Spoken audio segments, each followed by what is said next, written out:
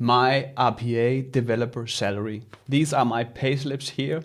And later on, I'll tell you everything about it. I will show you every detail. And I'll tell you how my company went in 2021. I opened my company to follow my dream and become an RPA teacher and YouTuber.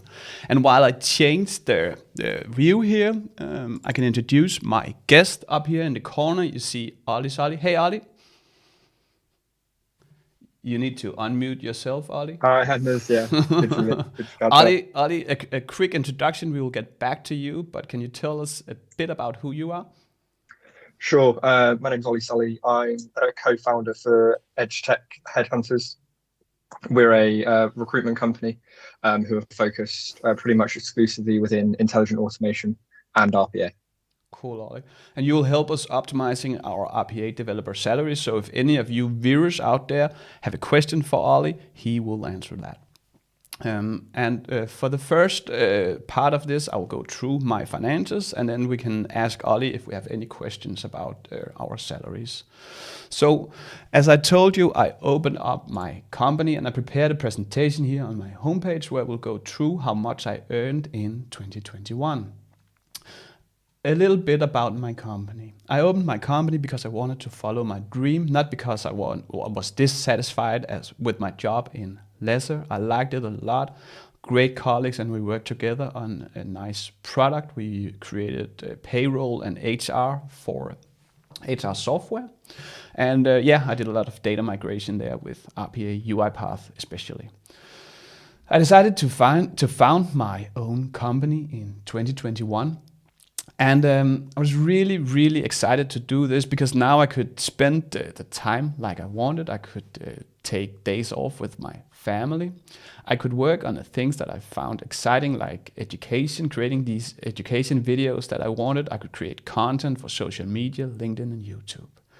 But this video is about the profit of 2021. And let me be honest with you, I didn't earn as much in the first month as I could with a job, but I had way more fun. And good morning, James. James is active in the chat. Please, if you're there, give us a hi and just tell us where you're from or what you're doing. Hey, James Taylor, nice to see you. So let's move on to the profit and start with the boring thing. I'll start with my company and then I'll get back to these payslips because you will know exactly how much I earned as an RPA developer. But the expenses. I had total expenses of $554. I will not go through every post, but let's take the most exciting ones. I bought a Timer Cube to track my time. I didn't really use it, so waste of money there. Then I'm having a Microsoft subscription, which cost me $18. That's it. I bought a new microphone, which is this. Thank you, Christian, if you're watching this. Christian helped me a lot about my microphone and the sound. He even sent me some blankets. I can show you later on if we have time, but he's been an outstanding help. I will post his link to his YouTube channel up in the right corner after this video is done, I promise.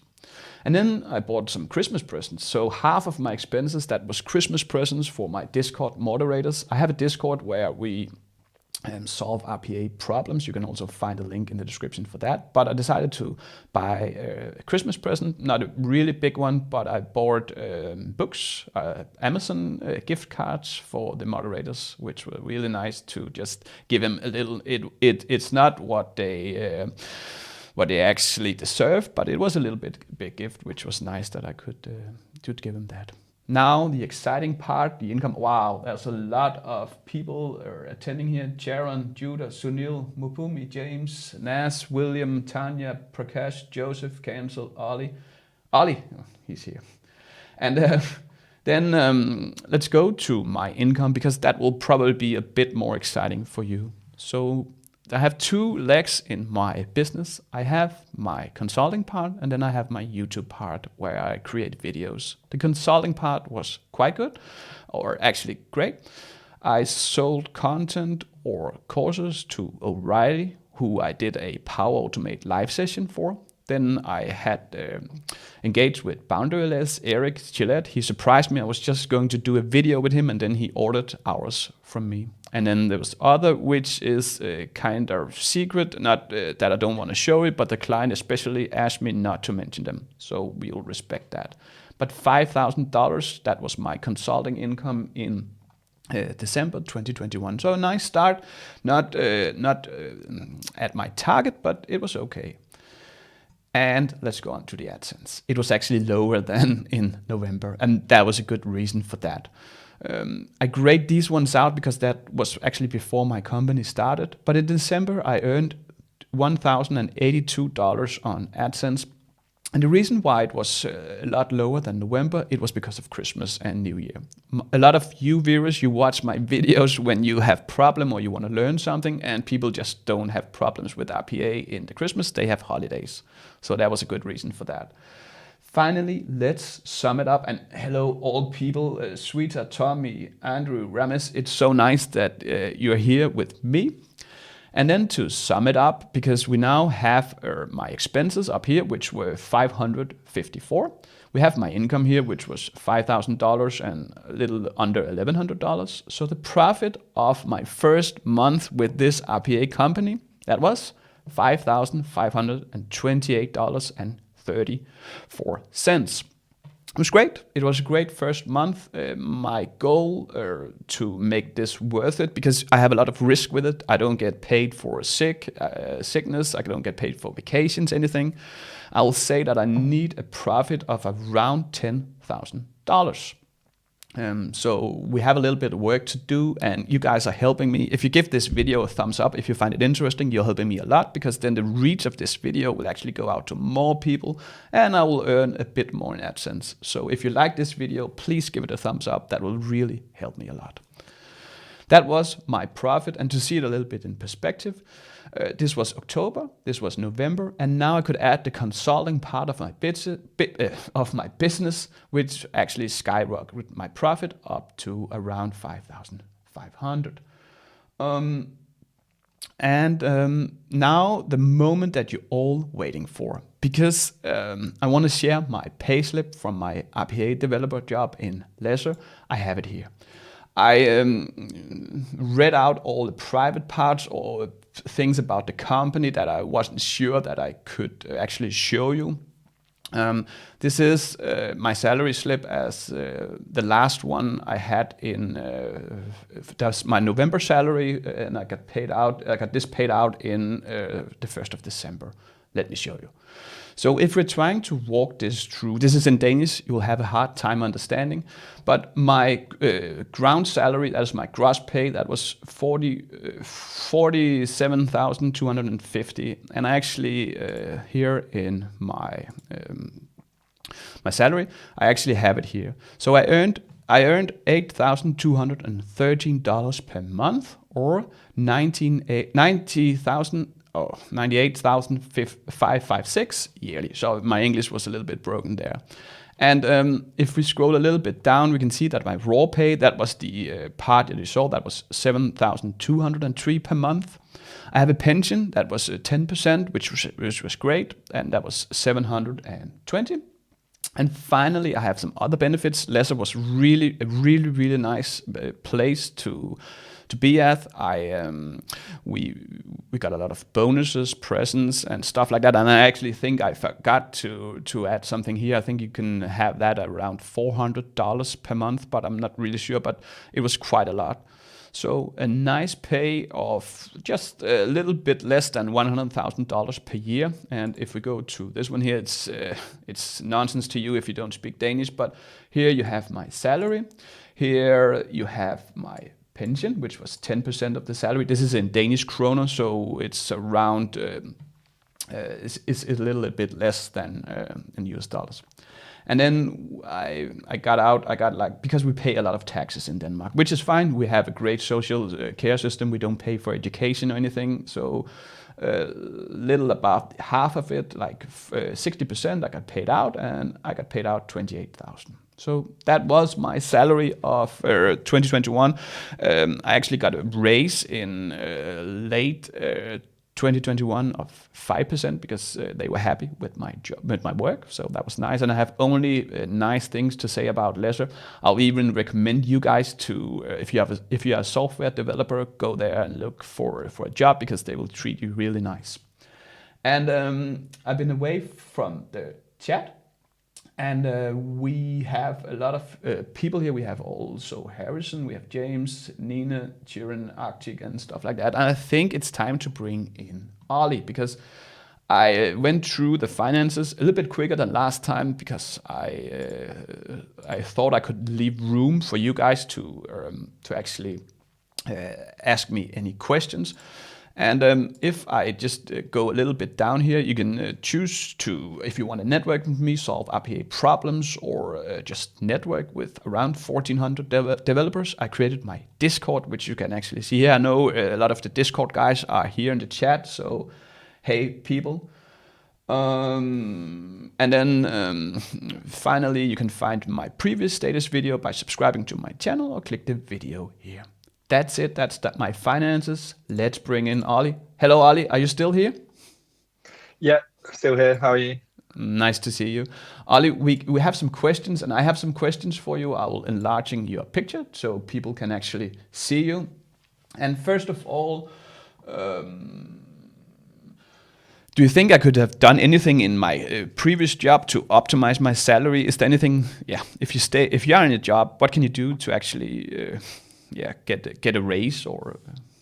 Yeah, I think it's one of those ones where obviously being a recruiter, I guess you're going to assume that the first thing I'm going to say is find a new job.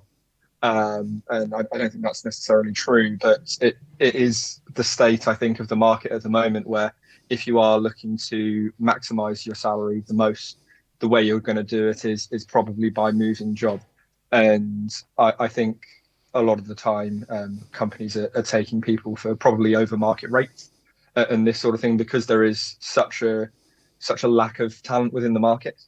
And I think if you're with a company, you're enjoying what you're doing, you like it, but you're thinking, I'm probably not earning the right amount for me. The best thing to do is be open with them, is be open with the company that you're currently with and try and have a frank conversation with them and say, listen, I think I'm doing well. I think I'm adding a lot of value. I think one of the benefits a lot of the time of RPA is you can see exactly how much value you're adding, whether that's in dollars and pounds, whether that's in man hours, whatever that's in, you can really see your impact that you're making. So you can go to your boss and you can say, this is the direct impact I've had. I've saved the business $100,000. I've saved the business 20,000 hours or something along those lines. And you can say, I think I'm due a raise in salary. I think I'm due something else. We've got our market report that's being released at the end of the month, which has a salary survey on it. So if you need, I guess, supporting material that's going to show this is what an average salary is for someone at my level, feel free to download that. We'll share the link with you, and so you can put that on your Discord and all of this sort of stuff when it gets released. But that's a nice piece of supporting evidence, I guess, to have. But short of moving job, I guess that would be my first piece of advice. If you're sure that the money isn't right, so you're either going to get a raise where you are or you're going to leave, most companies are going to be appreciative to hear that first rather than just let you go. Before we move on, Ollie, because I have a counter question for you, how can people actually, how can they get in contact or follow you? Are you on any social media? Sure, yeah. You can feel free to connect with me on LinkedIn. I put the link in the description below just for people's information. Yeah, so on LinkedIn, and that has all of my contact details. It has my phone number, it has my email, and you can reach me on any of those channels, and I'll happily have a chat with anyone about anything they need.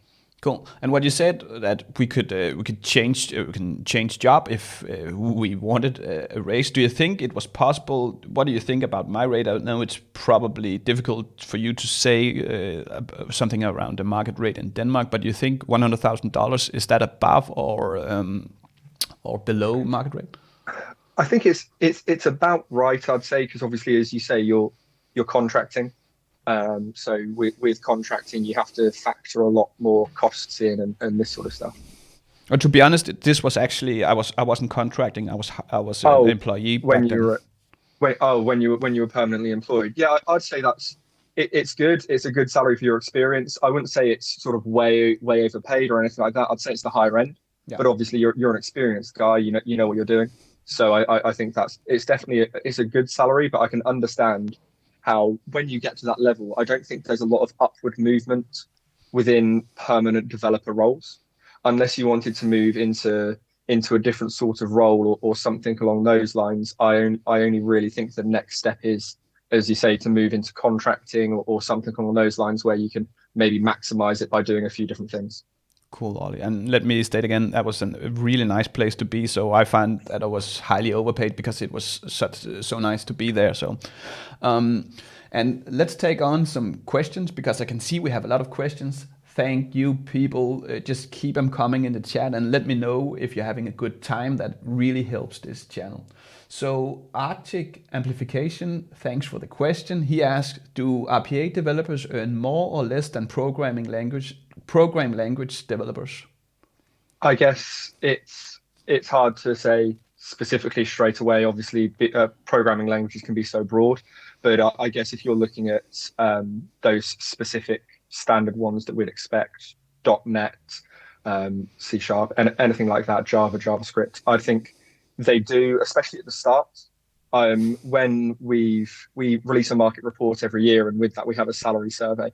And one of the reasons we do that is when we speak to heads of RPA within, say, a large enterprise company, when HR have the choice of salary banding, they'll band, say, an RPA developer with 1 or 2 years RPA experience alongside a .NET or a Java developer with 1 or 2 years experience, and then they realize that they really can't find anyone, because I think there's a steep curve at the start for RPA developers because there's just not as many of them out there. I think if you're going further down the line and you're going people with 10, 15 years programming language experience in a specific area, that's going to be a different conversation. But I'd say within the first 5 years, that RPA experience really does carry a premium.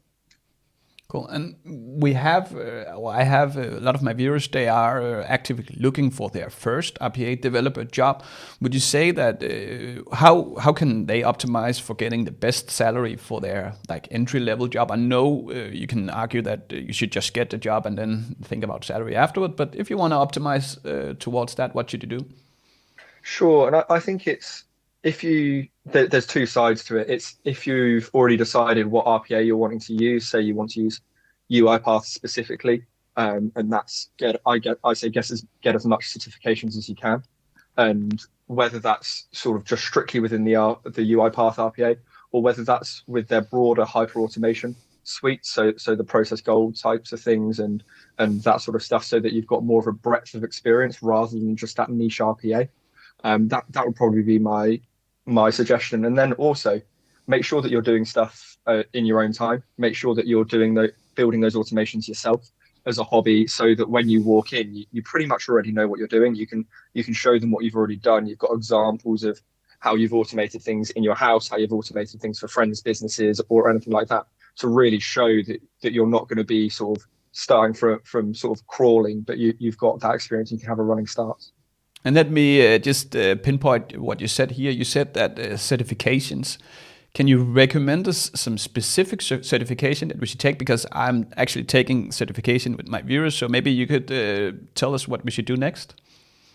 I think it depends, I guess, on what specific tool you're looking for. But for us personally, if we're looking for developers with UiPath, if they've got the standard certification, if they've got the advanced one, it just helps. It takes them a step forward in front of everyone else. And likewise, if you're looking at, say, the Power Platform and you've got Power Automate, but then you've got maybe some of the other Power tools, if you've just got basic understanding of, say, the Power BI or any other of the Power apps, I think it just shows more of a whole understanding, a wholesome understanding of how it fits in, rather than just that single point of the RPA side of things. Cool, Ollie, thank you. And I'm taking some of the comments here, and then I'll get back with some questions I prepared for you as well. William said that it's scary when you go out on your own. Thank you, William. You wrote some really nice words. It is, but it's also a decision, an active decision that I made. So I know that there's a risk involved in going solo, but that's a risk I'm prepared to take because I think the reward is higher than if I'd stayed. And there's also one other thing. One of you asked on my Discord what the reasons were, and it's actually to teach my son. He's only 1 year old, so he won't know now. But it's also to teach my son that you should go for the things that you're dreaming for, and not just take the most convenient way. But it will be a challenging road. Then Seaver, he asked how much newly fresher, an RPA developer fresher earns after 2 years. That will be a little bit hard to answer because we don't know where you are based, or that will be quite hard for Ollie to answer, I think. Marco, Ollie, I have a question for you from Marco, and thank you guys for all these comments. Ollie, Marco asked, are the UiPath certification certificates worth it in your opinion? The ones that cost money? I think so. I personally think they are. If you do have a job, if you are employed by someone who you're doing RPA with, or who you've shown an interest in RPA, obviously it's even better if you can get your company to pay for it, and this sort of thing, because I know that a lot of companies are open to it. So I think that's first port of call. But if anything, it is going to increase your learning. There's going to be certain things that you probably didn't know within that you are going to learn, but you're then going to have something else that's going to separate you. Because if you're interviewing against someone and they're sort of cutting down CVs, it's going to be one of the earlier things they look at. If everyone's got the same amount of experience, but someone's got a certification within it, and the other person doesn't, it's just an easy way. And it might be looked at as lazy by people at the companies, but it's an easy way for someone who doesn't really know what they're looking for, like internal recruitment or HR, to narrow down that search. And if that's something that you have, you know that you're always going to be on top if they do have to separate it like that. Cool, Ollie. And if I'm looking away in this conversation, it's just to read all the nice comments that are coming. People, let's keep them coming. It's really another thing to mention within certifications is we work with a few consultancies, and those consultancies advertise that all of their staff are certified. And while they'll certify you when you come on board and this sort of stuff, if you're already certified, it makes it easier for them to make that hiring decision. So if they're a consultancy or something like that, which I think from our side, we've noticed they also pay more than an end user. So if you are looking to maximize your salary, a consultancy is probably one of the ones to look at. Then they can use the certifications to sell their services, and they can say all of our staff are certified, and that again just sits you in front of other people. Cool, Ollie. And do you see a case for getting certified in multiple RPA tools, or is it a waste of time? Should you just be very specific? I think it really depends on where you want your career to go. If you're certain that you want to be an RPA developer and you really like UiPath, for example, and you've done 3 or 4 years in UiPath and you're looking at maybe learning Blue Prism or Automation Anywhere or maybe Power Platform, it's something that you could do. And we find it's useful, again, if you were looking to move into a consultancy or work with a consultancy, they're often going to work with a number of technologies. Cool. So if you have experience in more than one, it's better.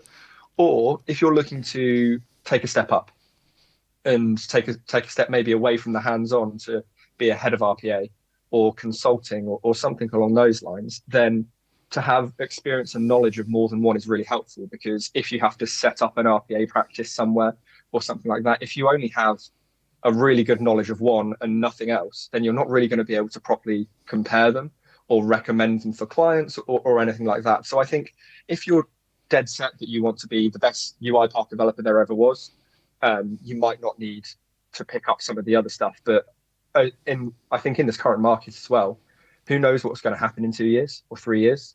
Who knows if UiPath is still going to be UiPath or anything like that. So I think you obviously have to try and work out what could happen if something like that happened too. Cool. We got a lot of questions, and ladies and gentlemen, this is Ollie Sulley. You can find him on LinkedIn. He will stay with us as long as you have questions. So I will just find the questions here in the chat. Some of the guys, they asked me how much I earned playing poker. Well, we will get back to that. That is a whole other discussion.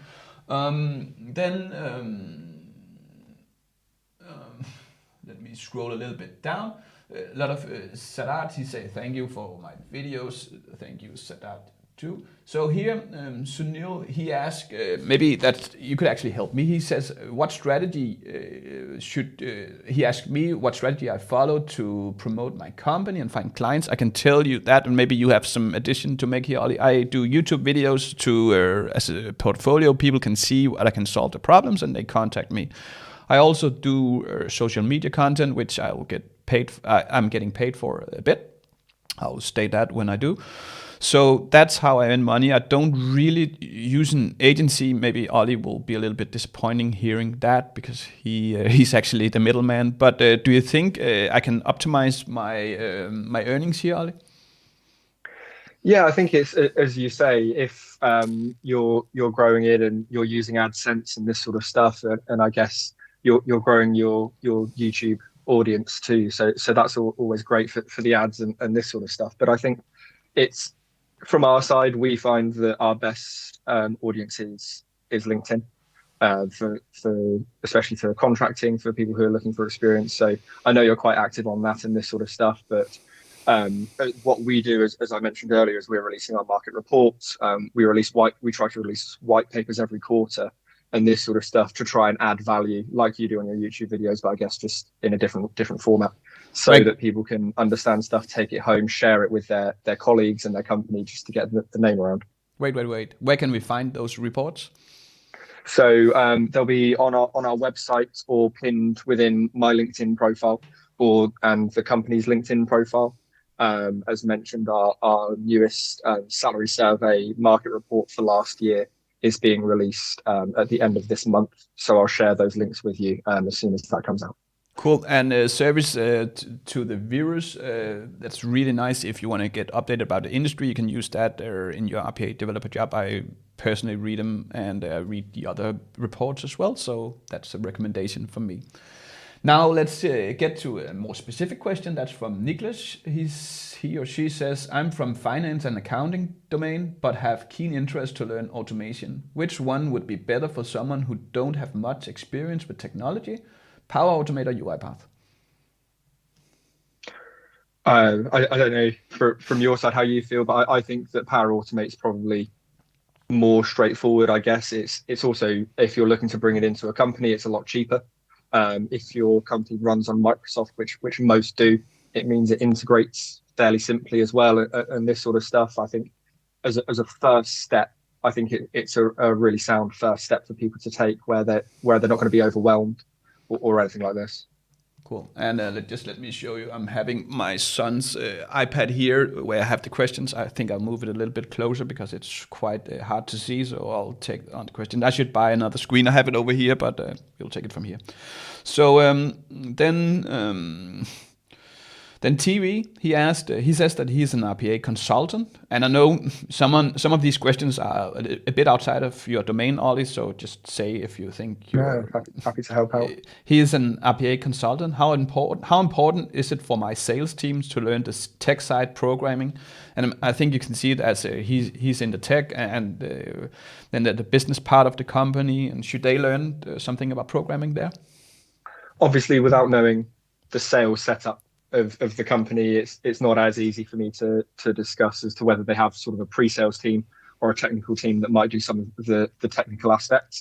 I don't think it's necessary for them to have especially the programming understanding, maybe a bit of the tech understanding to understand sort of in terms of how it works when it's on the cloud, how it works when it's on-prem. This sort of stuff might make sense, but I think it's for the sales team a lot of the time. It's just understanding how it's going to benefit the company, working out what the company's pain points are, and then I guess having the tech understanding to know whether RPA can fix it, because RPA isn't a golden bullet. It's not going to fix every single problem you've got. And especially if it's standard RPA, not the intelligent side of things, then there's going to be certain things it'll work really well on and certain things it doesn't. And as long as they have the tech understanding to know which areas it will work well on and which areas it probably won't actually benefit that much, I think that's the main thing. Cool. Thank you for a sound answer, Ollie. And I have two similar questions which we will group. Marco, he says, and thank you for all the questions. If I overlooked some of you, just post it again. I promise you we will answer that It's just a bit small on this iPad. But Marco, he says, if you had to choose one RPA tool to become an expert on, which one would be in the current market? And then Jami, he says, what do you think? Which one is the best RPA tool right now and for the near future? I think there's a school of two thoughts, I think, on what RPA tool you'd learn now. By far and away, the most popular at the moment is UiPath. They have a pretty tight hold on the market, especially within the UK and within the US and a lot of Europe. So if you're looking for one right now, I'd say UiPath. It's definitely the area we have the most jobs in, and there's the most demand for. However, what we can't ignore is how Microsoft purchased Softomotive, have rolled that into their Power Platform, and that's taking on leaps and strides. I mean, I think the benefit of learning Power Automate is it's only going to improve as a platform. They're only going to be adding more to it, investing more. It's with Microsoft, so it's a very easy sell for companies. So it means that companies are much more likely to pick it up, not only because of the price, but because it integrates with everything. And if I had to pick one for a few years' time, that's definitely the one I'd be having my eye on. That's definitely the one that I'd think would be definitely challenging a lot of the more standard incumbents that you see at the moment.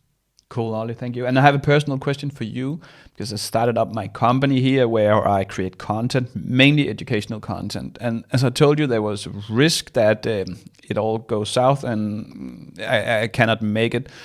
And so let's say that in 1 year, I think I close the company and need to go find a job. Would I have higher or lowered my market rate, do you think, or would it be actually the same? Would it be an okay experience to have on my CV, or should I just have stayed in the job? Well, I think we're only going to work in hypotheticals here, because I'm sure you're going to be successful, and Thank you. and we don't have to worry about it at all. But I think, again, it depends what area you want to move into. If you were looking to move straight back into development and that's all you wanted to do, I don't think it would have much of an impact. Obviously, you've still been keeping your skills up to date. You still know what you're doing. You're still working within the arena. But I think when you've done something like this and you've put yourself out there and you've sort of shown what you've got, you can then move into different areas, whether it's working with a vendor in terms of sort of an evangelizing position or that sort of stuff where you're encouraging people. Then I think you've really upped your stock and you've upped your value, because you've shown a different side of you, which shows obviously your technical expertise, but your experience in speaking to other people, your experience in sort of bringing RPA to a new audience or juniors or people who may not have been sure of it. And it gives you those extra skills and abilities that some companies are really interested in. Cool, thank you for a great answer, Ollie. I'm having a close look here at the questions. We have Ollie here for 13 minutes more. So let's take advantage of that he was so nice to come here. Again, thank you, Ollie.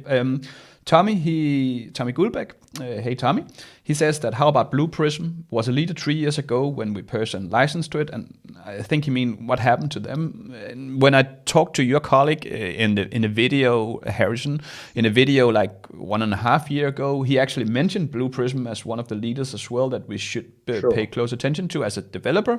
The link to the Harrison session is actually in the description as well. But what happened to them? So I think it's still a leader. It's still an incumbent in a lot of companies and this sort of stuff. Although I do know more and more people that are moving away from it, and I think there are a couple of reasons. I think the reason UiPath did so well is because a few years ago it offered free training, and none of the other companies are offering free training and free certification. So it meant that if people weren't 100% sure about RPA, if they just wanted to dip their toe, they did it within UiPath. So it meant that there was a whole lot more people with UiPath experience than any others. I think Blue Prism probably made a mistake. I'm sure their founders don't think they did, but made a mistake in going public and selling too early, because with Automation Anywhere, with UiPath being pre-IPO, it meant they could really invest wherever they wanted, and they didn't have to report to anyone apart from, I guess, VC backers and this sort of stuff. However, Blue Prism had to report to shareholders. So they had to do what's best for shareholders and dividends and profits and this sort of thing, which completely changes how a software company works. And I really don't think that helps them, especially because they had such a high minimum cost, such a high minimum license fee and license number and this sort of stuff at the start compared to others, that it meant that while they got in with some big enterprises and this sort of stuff, they never really, I guess, stretched out as far as they possibly could. Cool, Ollie. Thanks again for really great questions. And I want to mention William Wade. William, thanks for all your great answers in the chat. You are doing a lot of our job. Thank you, William. A Blue Prism related question I have here in the chat. It's from a person calling himself Harrison Good. He asked, will Blue Prism being acquired change their position in the market for better or for worse?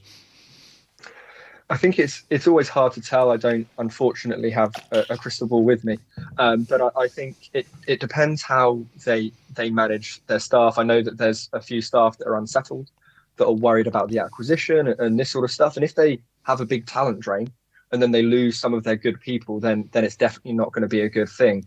But as I mentioned, because they were being on the stock market before and this sort of stuff, they had to answer to a lot more people. They had to be really specific with their goals. Being acquired does mean that they have a bit more leeway, I think. It means they have a bit more flex to do what they want, maybe a bit more budget to go after certain areas. So I think that's exciting, and it's exciting to see what they're actually going to do with it, because I think whatever you say about Blue Prism, how good their product is, over the past couple of years, they've been a bit stale. And so I think a change is really going to help them, because it's something that they probably do need. Otherwise, they are at risk of just being left behind. Cool, Ollie. And do you see any UiPath and Automation Anywhere and those people? They made their training it's quite easy to access for me and for all the other people. Yeah. Do you think that makes a change in the developer pool? Definitely. I think if I imagine myself 10 years ago, and if I was looking to start a new job or looking to a new technology, because RPA isn't being taught at schools, isn't really being taught at universities unless you're really specific. So you've got to go after it and look into it yourself. And I know, as someone who'd just finished studying as a poor student or something like that, I'm not going to look to invest hundreds or thousands of pounds into training something that I'm not 100% sure if it has a future. I'm not 100% sure if I'll get on with it, if I'll be able to understand it and this sort of stuff. So if you can have that opportunity to dip your toe into it, to have a look at what it's all about, then you're just naturally going to work on those. And then I don't think for a layman looking at it fresh, you're not going to see a huge amount of difference between UiPath, Automation Anywhere and Blue Prism. So that means that if you're looking at these options of getting them for free, you're always going to stick with that rather than the expensive options. Thank you, Ollie. And for those people just joined, this is Ollie Sulley from EdTech. You can find his profile in the description and connect with him on LinkedIn. We have more questions, and keep them coming, people. Thank you. I will take 2 questions and I'll make them one because they are quite equal. As said, he asked, as a developer, which key skills are lacking from the people that applied for RPA jobs? Skills that we overlook that is actually crucial for the work. I will not group them because there are 2 different questions. So which skill do people actually lack when they? I think it's an odd one to say about developers, but development skills. We've seen a lot of companies, especially at the start, were taking people from credit control, admin and this sort of stuff and moving them into development. And you can understand why they do it. A lot of RPA development is, I guess, being that analytical side of things, making sure that the process is bang on, and I guess sometimes doing that business analyst role as well as the development role.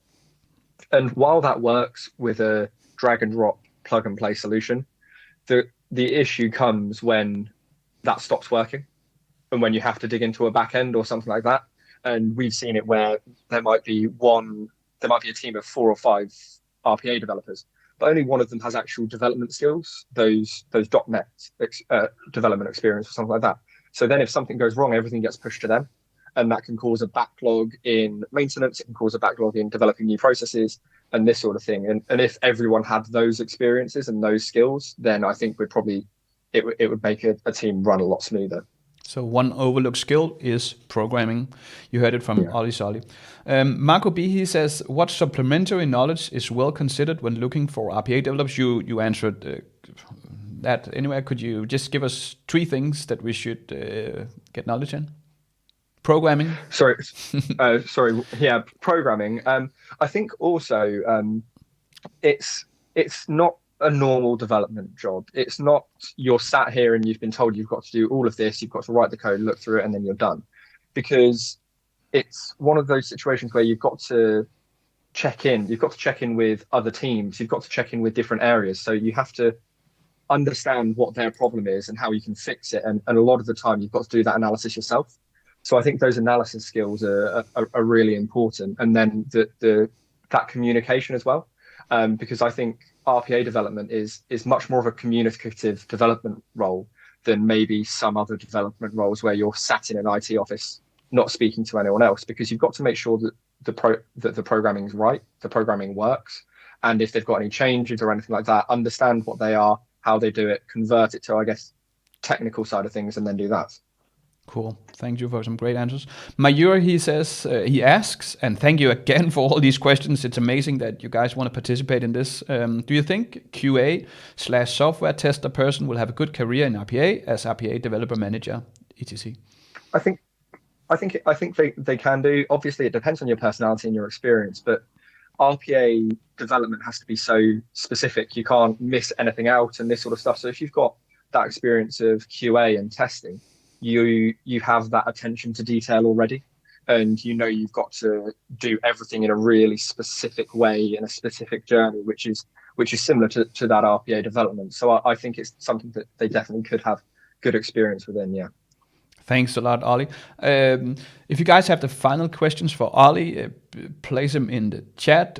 Meanwhile, I will say thank you to a lot of things. Some of you, you asked me to make a video regarding things. That's great feedback to have here. You can post them in the comments below this video or on my Discord, and I'll make sure I'll see it. Otherwise, I'll check the chat afterwards. Programming skills really help. I think we are about to come to an end to all these questions here, Ollie. Is there anything you want to add? Did we forget something? Off the top of my head, I don't think so, but I think it is one of those things.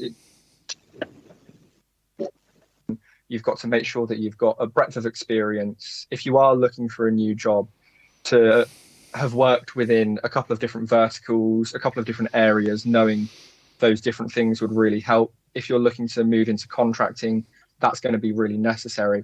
And then obviously it depends on location. If you're happy to move geographies or move countries, the salary difference between England and Europe to the US, the salaries that some people are getting paid in the US comparatively is monumental. So I think if the money's the number one driver, those are the sorts of things to consider. But yeah, if anyone has any questions, wants to find out any more, feel free to connect with me on LinkedIn. Always happy to have a chat. Let those be the words. And to everyone and to all the nice people in the chat, all those who were attending but weren't present in the chat, thanks a lot. You're helping this channel a lot. You can help it by giving it a thumbs up or make a comment, and it will improve the reach, and we can get Ollie and me out to more people. Thank you, Ollie, for today. It was nice having you here. My pleasure. See you. Thanks so much. Bye-bye. Bye. So that was Ollie. I will round up here. Again, remember to subscribe to the channel. I will make a lot of live stream with nice guests. And if you want to find the whole blog I did about my profit, you can find it at andersjensen.org/myrpadevelopersalary.